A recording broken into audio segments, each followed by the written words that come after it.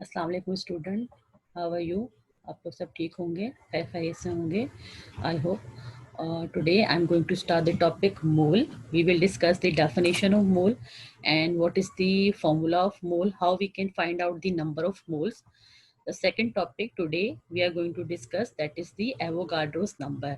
What do you mean by the Avogadro's number? How you can calculate the Avogadro number, and what are the importance of Avogadro number? Today we are going to discuss this.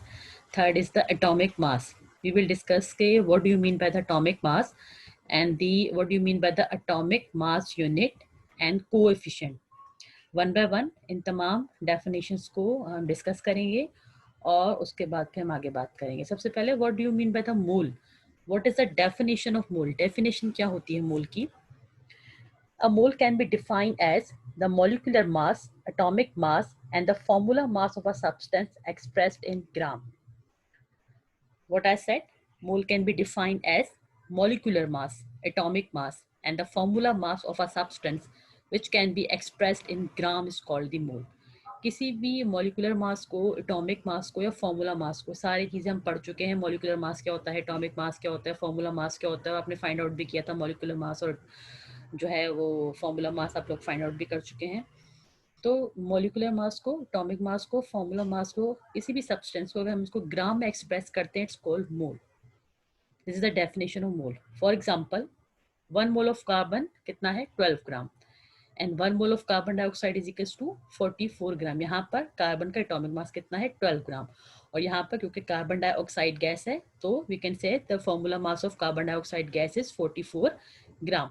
दो example हैं, बहुत सारी example हो सकती हैं. For example 1 mole of water that is H2O content कितना होगा? 18 ग्राम. इस तरीके से बहुत सारी एग्जाम्पल हैं कि you can find out the atomic mass and you can find out the formula mass in gram. It's called the mole.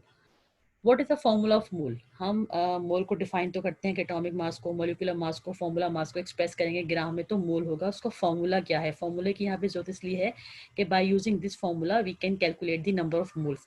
क्या फॉर्मूला होगा नंबर ऑफ मोल्स का? Number of moles is equals to given mass of a substance. किसी भी substance का given mass of a substance divided by atomic mass और formula मास. यहाँ पे और का मतलब है या तो एटॉमिक मास होगा या फिर फॉर्मूला मास होगा.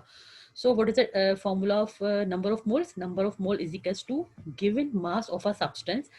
किसी भी सब्सटेंस का जो हमें मास गिवन होगा उसको हम डिवाइड करेंगे या तो उसके एटॉमिक मास से या फिर फॉर्मूला मास से. This is the definition and the formula of mole. Number 2, what do you mean by the Avogadro's number?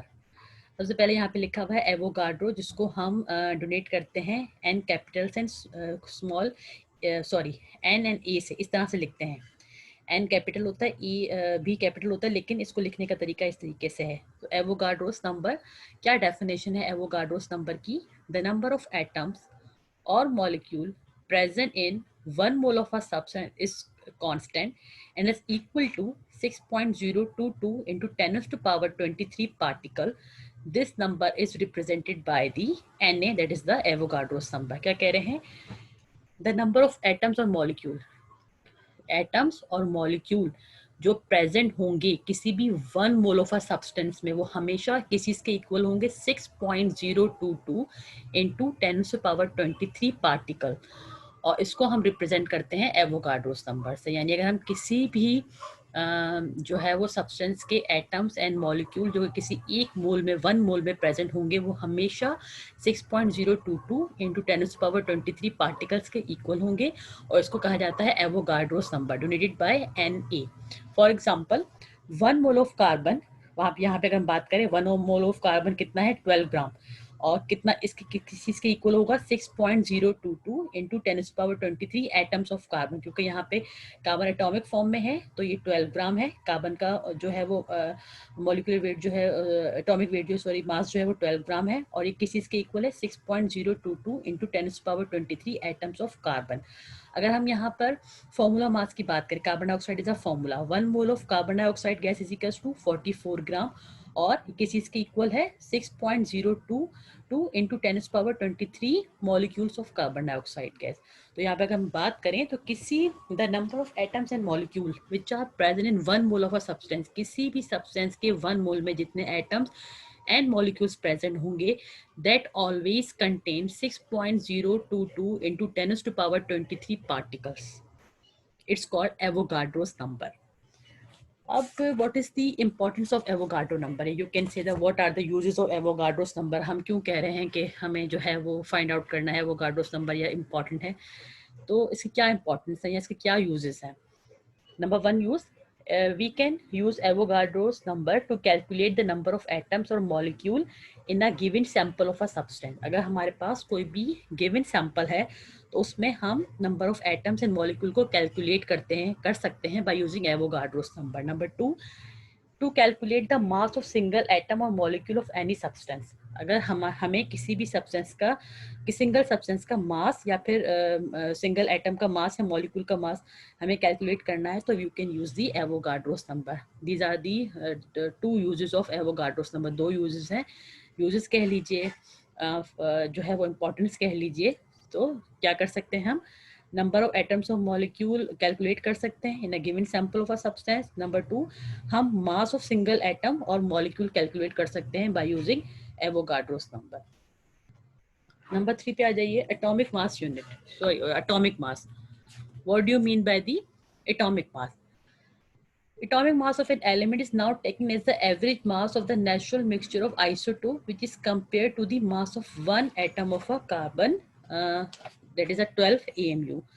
अब यहाँ पे हमें एटॉमिक मास में क्या कह रहे हैं? The mass of an atom depends upon the number of proton and neutron present in it. आपको पता है कि किसी भी जो है वो एटम का जो एटॉमिक मास से डिपेंड करता है number of proton and neutrons पे.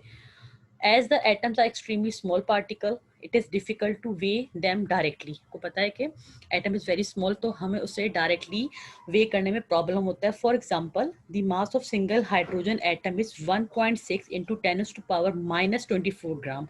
So it is very difficult कि हम हाइड्रोजन का अगर हम इंडिविजुअली मास लेंगे, किसी भी एटॉमिक मास लेंगे, तो वेरी डिफिकल्ट. वो 1.6 10 to power minus 23 ग्राम है. तो हम क्या करते हैं? We can not weigh a hydrogen atom और any other kind of atom by placing it. तो हम उस पर क्या करते हैं? हम उसको जो है वो क्या करते हैं? एटॉमिक मास यानी हम उसका एवरेज मास ले लेते हैं, which is equals to the mass of a one atom of a carbon. That is a atomic mass unit. अब यहाँ पे क्या कह रहे हैं कि scientist need special method to obtain the mass of an atom by comparison to standard मास.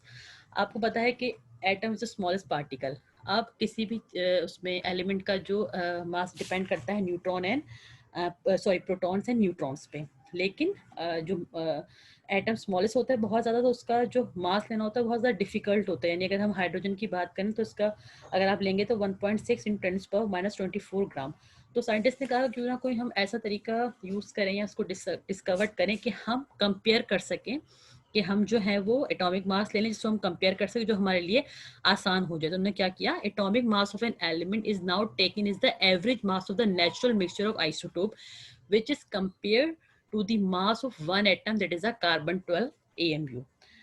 1961 में by an international agreement of atom of carbon 12 that has a 6 proton and 6 neutron has a mass of exactly 12 atomic mass unit, that is the AMU, is taken as a standard.